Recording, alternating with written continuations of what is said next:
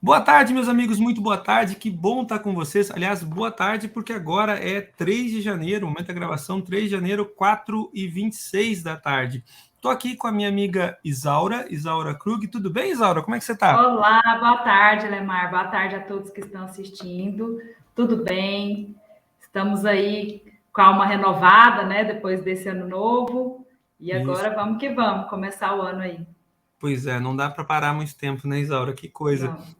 Mas olha só, isso eu sempre brinco que esse boa tarde no início é quase um fake, né? Porque a gente já estava conversando antes, a gente tem que fazer de conta que se encontrou agora. Mas enfim, Isaura, a tua especialidade é direito, né? Você é uma advogada, você trabalha com tecnologia melhor, você trabalha com direito em empresas de tecnologia. Como assim, Exato. Isaura? Por que pessoas de tecnologia têm que se preocupar em conversar com advogados?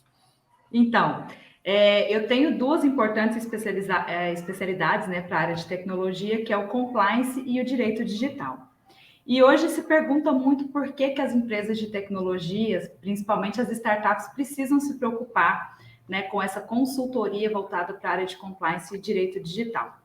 Bom, muitas startups elas começam pequenas, mas elas se esquecem que elas precisam se formalizar e se adequar ao mercado. Muitas começam fechando negócios, parcerias, até mesmo sem contratos. Só que isso acaba virando uma bola de neve lá na frente. Então, assim, mesmo que a empresa de tecnologia vai começar pequena, como uma startup, ela precisa ter as suas devidas formalizações, ter as suas devidas documentações, até mesmo para que ela passe credibilidade para aqueles sujeitos que ela vai formar parceria, pelos clientes que ela vai prospectar. Então, assim, antes de tudo, a startup ela precisa se formalizar juridicamente, seja inclusive na parte ali da governança corporativa entre os sócios, né? Mesmo que seja no formato de uma limitada, fazer um acordo de cotistas, ou se for mais um acordo de sócios, depois estabelecer umas políticas prévias de como que a empresa vai funcionar, como que vai ser a parte de fornecedores, como que vai ser o contrato, que vai ser o escopo geral, que vai ser ali a venda do produto ou da prestação de serviço, né? Que existem aí vários tipos de startups voltadas para prestação de serviço ou venda de produtos, enfim.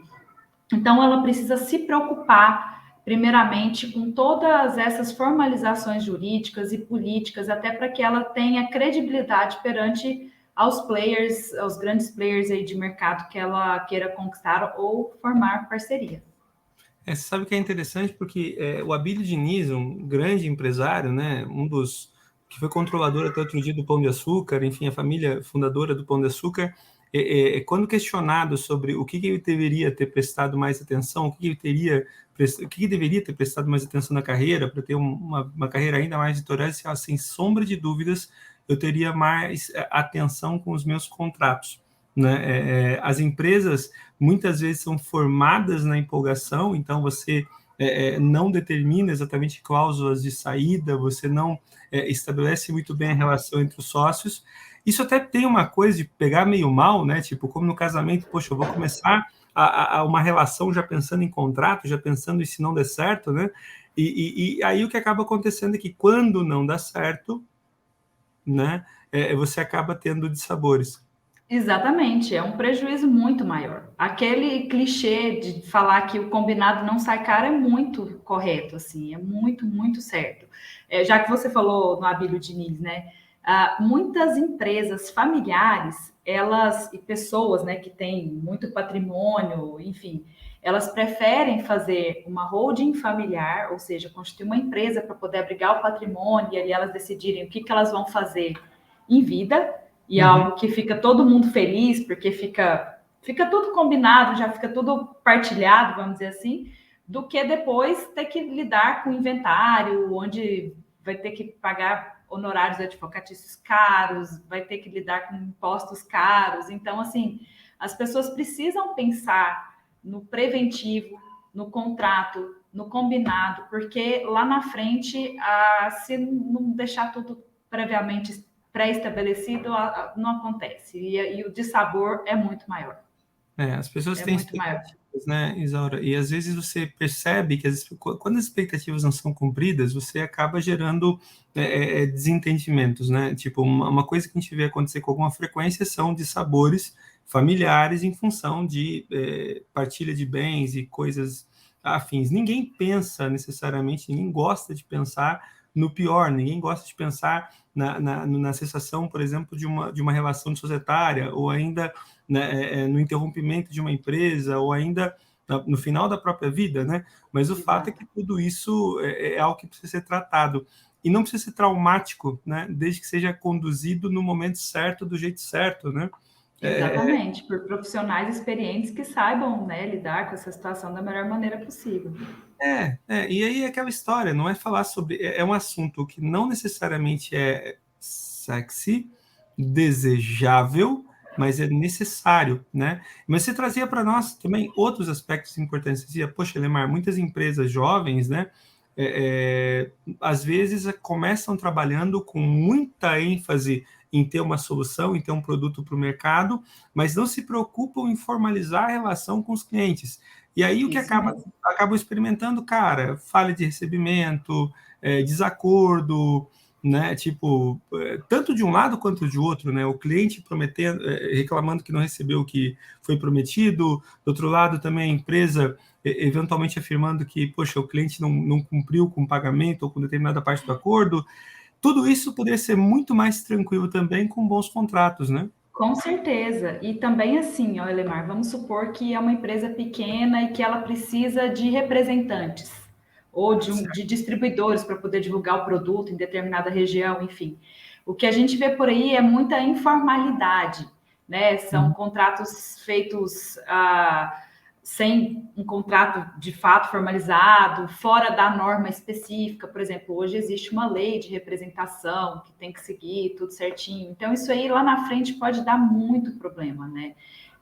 Inclusive questões por não formalização acabar gerando vínculo trabalhista, sendo que não é natureza de vínculo trabalhista, sabe? Então, assim, e o contrato tem várias nuances que precisam ser amarrados hoje em dia, seja relacionado à Lei Geral de Proteção de Dados, seja relacionado à Lei Anticorrupção, seja relacionado à questão ali dos valores, como que vai ser pago, como que não vai ser pago, se vai gerar multa, se não vai, se essa multa é legal, se não é, se é leonino, se não é, porque tem toda a questão ali do B2B e do B2C, né? O B2B, como não se presume vulnerabilidade entre as empresas, então existe uma certa liberdade ali na contratação. Agora, quando você está falando do B2C, você precisa prestar muita atenção ali no Código de Defesa do Consumidor.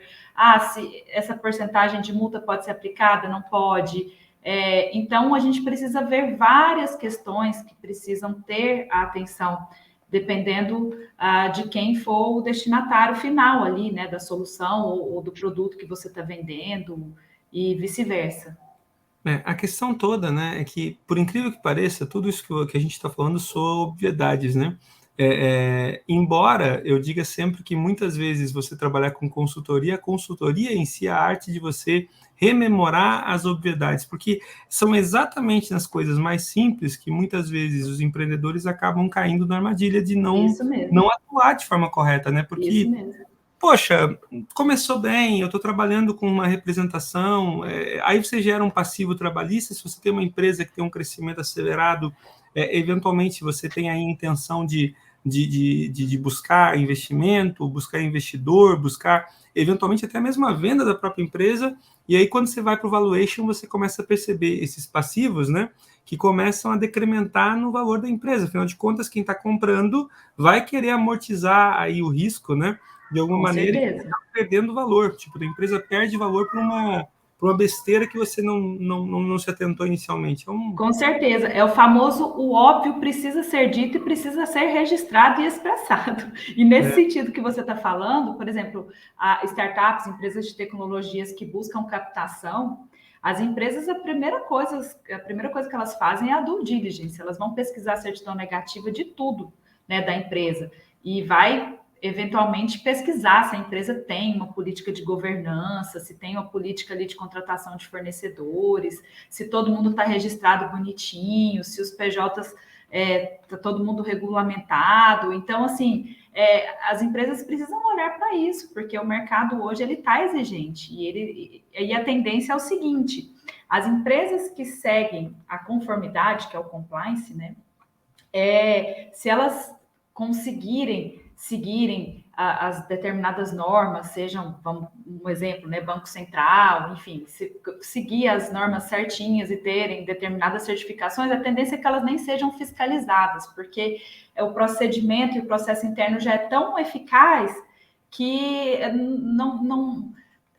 com o tempo não será necessária uma auditoria externa dos órgãos públicos, por exemplo. Sim. Só o simples fato dela já ter a área de compliance, de já ter aquela certificação X, de já seguir todas as normas e os padrões técnicos exigidos, né? Então, isso mitiga muito o risco e muita dor de cabeça também, porque assim, deixar para a última hora para se adequar, se perde muitas oportunidades de negócios, assim, Você, principalmente captações, enfim. você trouxe uma coisa muito importante a Byline aqui, né? Que é a coisa da mitigação dos riscos, né? Olha, e talvez essa seja a maior resistência do empreendedor, né? Porque hoje em dia você tem o desafio de criar uma empresa que tem demandas ilimitadas, mas para isso para poder atender essas demandas limitadas, você tem recursos limitados, né? E aí, eventualmente, o que se diz cara, frente à escassez de recursos que eu tenho frente às demandas, eu acabo deixando de lado alguns aspectos que são importantes, né? E aí o que você acaba formando é um belo passivo trabalhista, jurídico, fiscal, né? Que em algum momento vai cobrar sua conta, né? Então, o ponto todo você vai pagar menos juros, né? Fazendo as coisas nos tempos certos. É óbvio também, né, Isaura, que e aí a gente sabe, né, eu sempre faço aquela brincadeira, dizendo, quando eu vejo uma Blitz, por exemplo, mesmo estando com o carro em dia, novinho, com os impostos pagos, revisado, né, Elemar, ainda fico nervoso quando eu vejo uma Blitz. Eu acho que boa parte das pessoas que estão acompanhando também tem essa sensação. Quando você tem uma empresa, acontece mais ou menos a mesma coisa. Você, mesmo estando com tudo certinho, você sempre fica em dúvidas, né, se está tudo certo mesmo, e fica sempre aquela sensação de que, se quiserem achar alguma coisa de errado, vão achar. O ponto todo, e que você me traz muito bem aqui, primeiro, tendo a orientação certa, eu consigo determinar também o que é substancialmente importante e inadiável, e o que eventualmente pode sim esperar um pouco. Né? Claro, né? Qual o risco que eu estou assumindo? Aqui, esse risco eu não posso, né? Esse risco, eventualmente, você pode correr, né? Não é o bom, mas cara, na falta absoluta de opção, vale a pena você optar por isso ou isso, né? Exato. E aí, contar com a ajuda de quem entende, faz diferença. Faz toda a diferença. E é isso, assim, a gente, com as normas que a gente já tem aí vigentes, a gente consegue calcular esse risco, porque a gente já tem mais ou menos uma noção, olha, isso aqui vai dar muito ruim, ou isso aqui você não entra de jeito nenhum. Vou dar um exemplo, né? Uma fintech que precisa seguir aí normas do Banco Central, ou se for uma parceira de uma bandeira de cartão de crédito, precisa seguir as determinadas normas desse bandeira de cartão de crédito. Existe um procedimento obrigatório para ser parceiro desses entes, que você precisa fazer um processo chamado Know Your Customer. Conheça seu cliente. Então, aí dentro desse processo de Know Your Customer, você precisa saber se a pessoa ela é politicamente exposta, se ela está na lista da COAF, se ela, né, de lavagem de dinheiro. Você precisa ter toda uma política estruturada anti-lavagem de dinheiro para que nenhum risco relacionado a isso possa ocorrer. Então, assim, isso é algo que, se você vier a se tornar uma fintech, que precisa estar regulamentado perante o Banco Central ou estar vinculado a uma bandeira de cartão, você precisa ter, com certeza. Isso aí não tem como fugir, não tem como. Isso aí precisa estar estruturado. E isso, com uma consultoria voltada para compliance, você consegue estruturar todas essas políticas e todos esses procedimentos, né? E mesmo empresas que não precisam estar obrigatoriamente debaixo desse guarda-chuva, elas podem implantar isso, e isso passa muito credibilidade para grandes players, porque grandes players que já seguem essas rotinas, normalmente eles preferem contratar empresas que já seguem essas mesmas rotinas. Então, assim, e não é só o Know Your Customer, conheça seu fornecedor, né? Conheça seu cliente, conheça todos os seus stakeholders, todas as partes relacionadas para que você esteja ali em conformidade com todas as normas e com o risco mitigado, né? Seja de fraude, enfim, todos os riscos envolvidos. Então, existem alguns riscos que a gente consegue calcular dependendo do ponto de vista ali que a pessoa precisa estar seguindo dentro da norma. Isso conversa muito com a estratégia também, né? Porque você começa a dizer, poxa, eu preciso estabelecer uma... Por exemplo, a minha estratégia é passar a atender empresas com esse perfil. Por exemplo, eu não sou necessariamente uma fintech, por exemplo, né? Mas eu vou ter uma relação com uma empresa que pode até não se identificar como fintech, mas pode ser uma empresa da área financeira, uma empresa regulada. Cara, se Exato. estrategicamente eu preciso trabalhar com uma empresa com regulação forte, seja a área da saúde, por exemplo, né? Cara, você precisa entender quais são as normas e obrigações que você precisa passar a observar para não ter problema, né? Com Para certeza. encontrar um bloqueio, né? E a tendência é que essas grandes empresas escolham como fornecedores, já que eles fazem esse processo de conheça seu fornecedor, conheça seu cliente, as mesmas empresas que também fazem os mesmos processos que eles. E assim também para empresas que querem prestar serviços para entes governamentais, por exemplo, uma empresa de marketing quer prestar um serviço ali para a empresa XPTO do governo. Uhum. No próprio edital de licitação, essa empresa XPTO, não importa o tamanho da empresa que vai prestar serviço, ela exige que tenha as mesmas políticas que ela tem ali dentro, justamente porque tem toda essa questão da lei anticorrupção, então tem todo o procedimento que norteia, né, tudo isso. Então, a gente vê acontecendo muito, né, Isaura, de empresários perdendo um bocado de oportunidade, né, porque tem, às vezes, um produto bom, um serviço bom, o pessoal aí está empolgado, né, mas tem tá, enfim, que é tem aquela... duas crianças, Estamos todos em casa, né, nesses dias, não agora, ainda bem, não pelo Covid, né, mas pela época do ano também, então, maravilha, Sim, é assim sim. mesmo.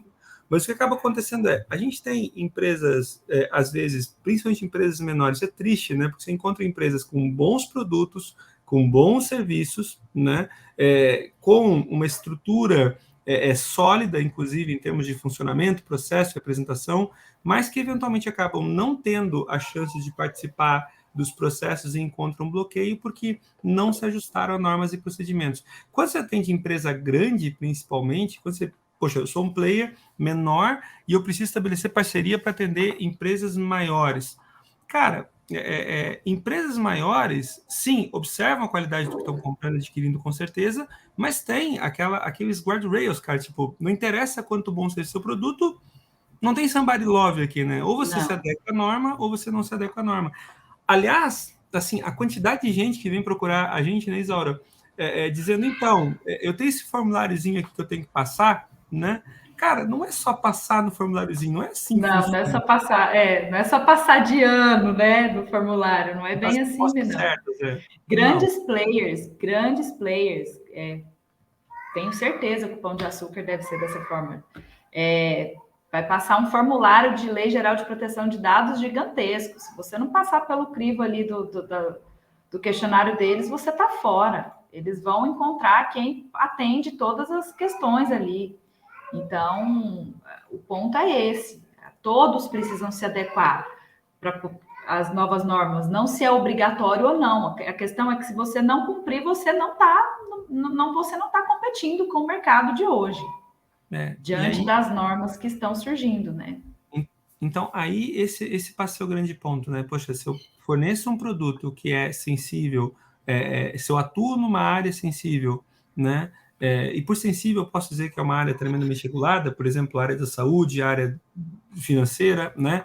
Ou se eventualmente eu vou atender governo, né? Entidades né, governamentais, cara, eu preciso saber, né, como eventualmente está em conformidade, em compliance com o que essas empresas e o que esses grupos, né, onde esses grupos atuam. E às vezes até tem um outro ponto, né, Isaura, que são a coisa da responsabilidade solidária, né?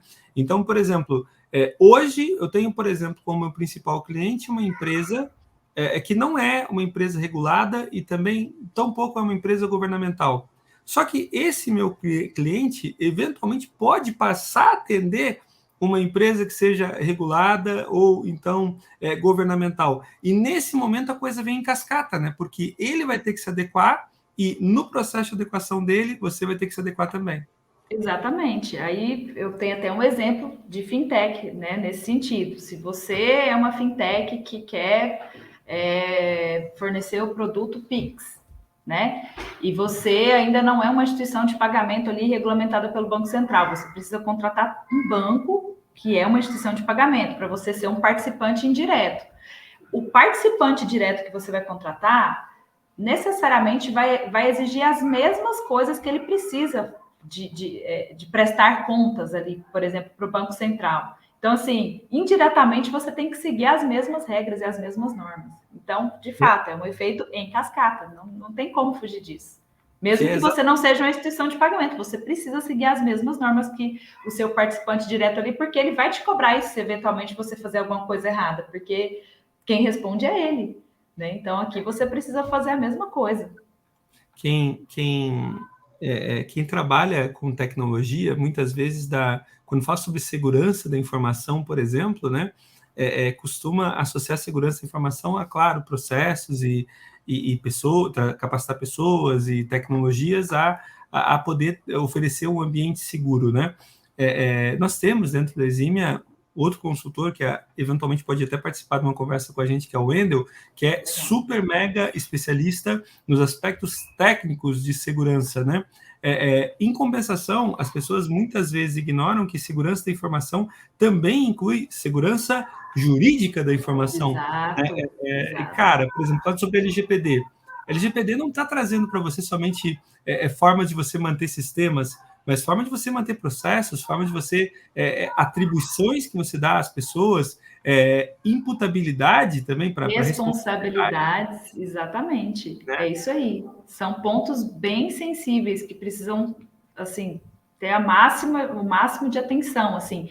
E é bem importante essa conexão, né, da área de tecnologia com a área jurídica, para que a área jurídica saiba interpretar o que é a área de tecnologia, quais os riscos e de que forma a gente pode traduzir isso dentro dos contratos e vice-versa, né? Como que o pessoal de tecnologia pode nos trazer a linguagem toda como um risco, né? Então, muitas vezes eu gosto de conversar com o pessoal de tecnologia assim, me fala como se eu tivesse 5 anos.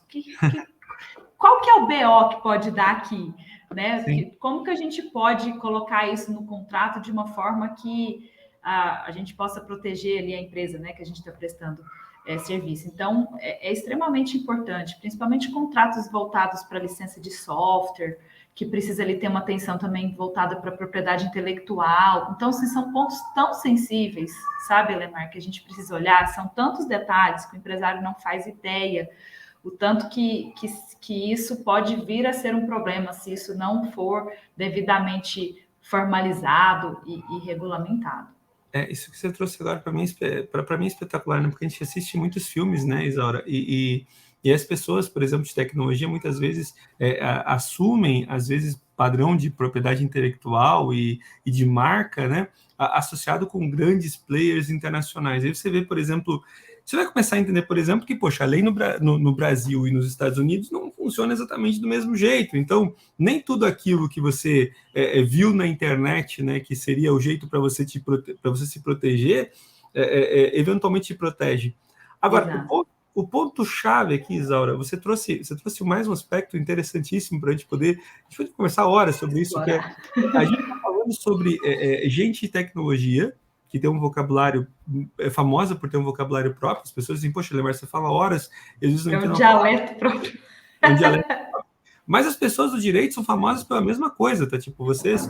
eu tenho uma grande amiga de muito tempo também, advogada, que dizia que, olha, Elemar, no texto da lei, nenhuma vírgula sobra nem falta, né? Tipo, se você encontrar uma vírgula num Uma texto brecha. jurídico e ela estiver estranha para você, tenha certeza, ela não tá ali à toa, tá? Ela foi colocada ali por alguma razão. O ponto todo, Isaura, é que as pessoas costumam temer aquilo que elas não conhecem. Né? Exato. E como conhecer de leis é difícil, principalmente no nosso país, porque nós temos um sistema legal em muitos aspectos tremendamente desenvolvido, mas também tremendamente complexo. Como entender de leis não é uma coisa fácil, as pessoas costumam evitar falar de leis. A mesma coisa acontece com tecnologia, tá? É comum você ver muitos empresários que não falam de tecnologia porque não entendem de, né? E aí tem um certo medo, um certo receio e busca um distanciamento. Só que, em tempos de transformação digital, né? Em tempos de transformação digital, é cada vez mais insano você não falar sobre tecnologia. Em tempos onde você fala mais sobre, cada vez mais sobre um mundo mais conectado, mais VUCA, mais volátil, mais incerto, cara, você, para você fazer uma parceria, precisa falar sobre como buscar respaldo jurídico também. Não tem como deixar de falar sobre essas coisas, né? Agora, Sim. um ponto interessante, né, Isaura, mais uma vez, eu acho que o grande ponto é como que eu consigo fazer para fazer o que é necessário, né, mas não pecar pelo excesso.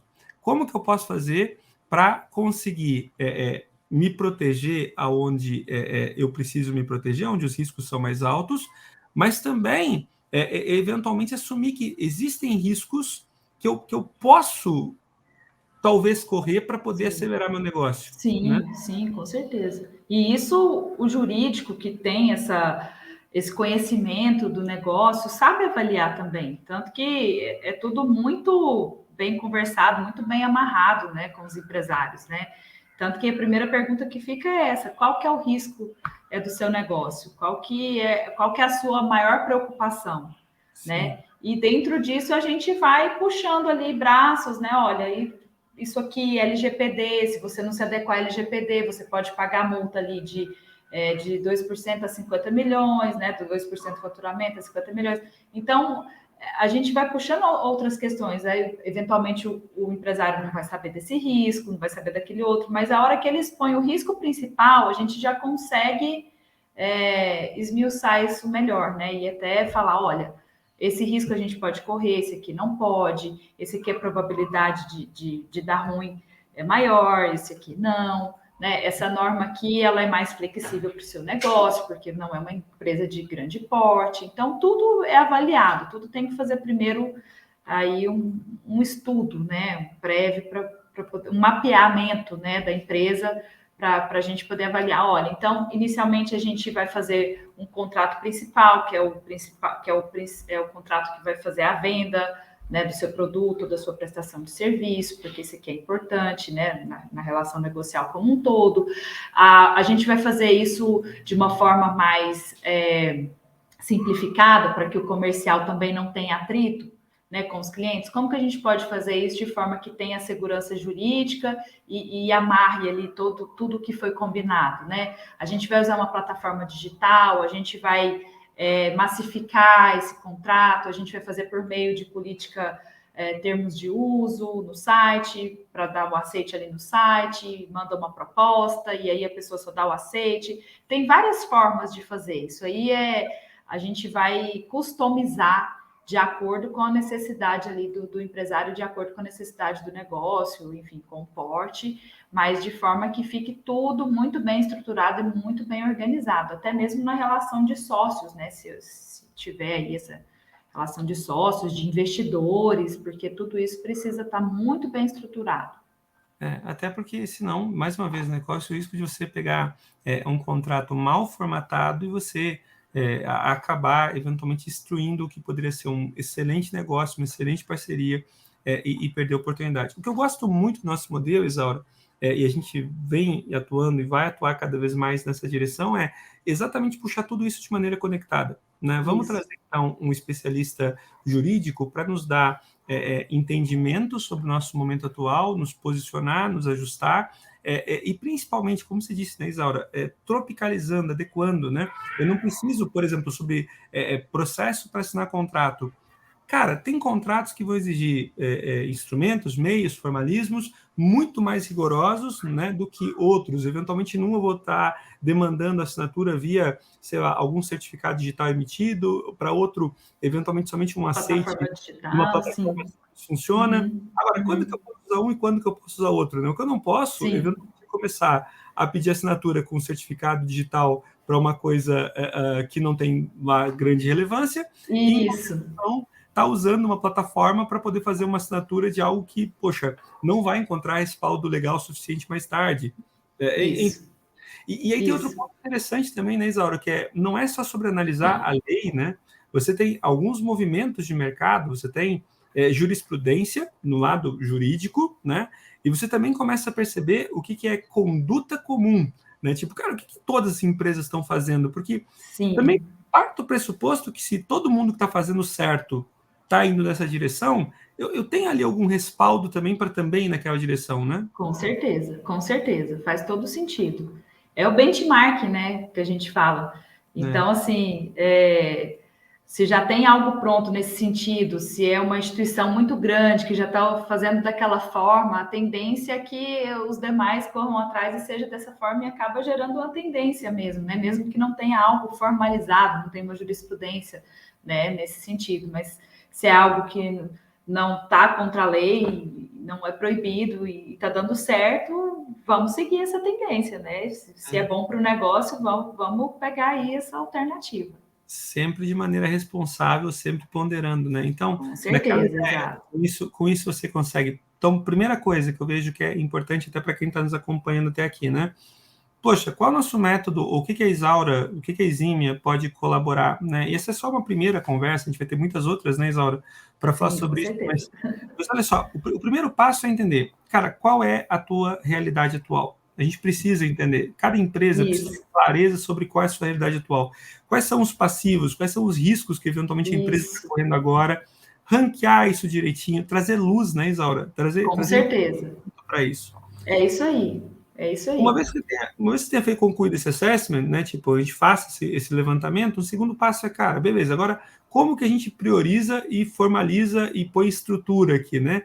E aí Isso, estabelece governo e direção para aquele cara conseguir avançar bem. isso, é isso aí. Falou tudo. É isso aí. Muito bom. Isaura, querida, a gente poderia falar horas Horas. sobre isso, tá? Até porque esse é um campo em que eu, Elemar, por exemplo, sou especialista em tecnologia, eu sou empreendedor, eu crio a minha empresa. Mas, como todo empresário, eu sou cheio de dúvidas com relação ao processo e te confesso, eu tenho um certo preconceito ainda hoje com advogados. A Isaura trabalha comigo, mas toda vez que eu falar com ela, eu fico com medo, tá? Toda vez que ela manda mensagem para mim, eu fico com medo. Não precisa ser assim, né? Normal. Não, não precisa ser assim, porque o advogado de empresa de tecnologia, ele sabe da necessidade do empresário também. Ele sabe avaliar o risco.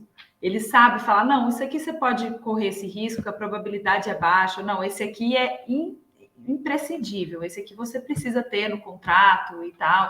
E então é algo que é bem fácil, assim, é uma relação fácil de construir e que é importante, que passa credibilidade para todos os seus parceiros, porque imagina, você vai fechar o contrato ali com uma empresa, você manda um contrato todo mal estruturado, pega uma cópia qualquer da internet, a pessoa já vai olhar assim, não, mas o que é isso? Será que eles são bagunçados da forma como passou esse documento aqui? Não tem nenhuma área jurídica para poder trocar ali, para poder chegar num acordo final do contrato, porque isso é importante as empresas terem né, esse suporte jurídico para poder trocar e ficar com um contrato bilateral bem estruturado, bem formatado, de acordo com a necessidade de cada um. Então, isso é extremamente importante, fazer uma boa apresentação, um documento bem estruturado, né, dentro do que as normas exigem hoje, com todas as cláusulas que precisam ali, né, do respaldo relacionado ao negócio. Então, é extremamente importante esse suporte jurídico, principalmente dentro das empresas de tecnologia, que às vezes são riscos invisíveis também, questões mínimas, questões que as pessoas não conhecem, às vezes um termo técnico que deixa passar ali, e isso pode virar uma dor de cabeça mais na frente, Sim, né? Então, sim, sim. é sobre Isaura, isso. mega prazer conversar com você. E aqui fica o momento blogueirinho do Elemar, tá? Eu vou começar Tá, a dar Antes até do momento blogueirinho, Isaura, eu vou te dar uma chance, tá? Vou te dar um tempinho para você pensar, o cumprimento final depois e eventualmente alguma consideração final, mas enquanto você pensa aí, faça o momento blogueirinho. Olha só, se você que está acompanhando essa conversa gostou dela e tem dúvidas, participa com a gente aqui nos comentários. Mais do que isso, tá? Momento blogueirinho mesmo. Assina o canal, se inscreve. A Isaura, aliás, importante, a Isaura é a grande responsável por ter gravado lá no passado o chimarrão do jeito certo, né? Enfim, mas... eu que gravei. Exato. Então, se inscreve aqui no canal do Exímia. Deixa o joinha.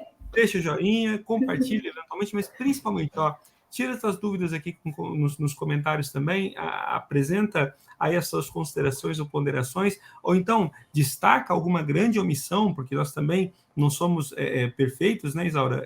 Sim, com certeza. Seguramente o que mais falta, o que não falta são omissões. Então, deixa aí as suas contribuições, aponta também os pontos onde a gente não concorda, tudo bem, a gente pode tranquilamente concordar e não concordar, nós vamos ter o maior prazer em ignorar, melhor, em considerar as tuas ponderações. Então, faz tudo isso. Isaura, querida, cumprimento final e algumas considerações, alguma coisa que você quer deixar com o grupo? Não, eu que agradeço a oportunidade, foi um papo bem legal, foi bem descontraído. Eu também aguardo aí as considerações, os comentários para a gente poder trocar uma ideia, ver novos pontos de vistas. E foi um prazer estar aqui com você também. Muito obrigada. Tá bom. Gente, olha só, mais uma vez, obrigado para quem nos acompanhou até aqui. Daqui uns 15, 20 dias, mais ou menos, eu e a Isaura vamos voltar a conversar mais sobre esse assunto. Tendo dúvidas, também entre em contato com a gente, viu? Nós somos uma empresa de consultoria, a gente está aqui para te ajudar. Era isso. Até a próxima. Muito obrigado. Tchau, tchau.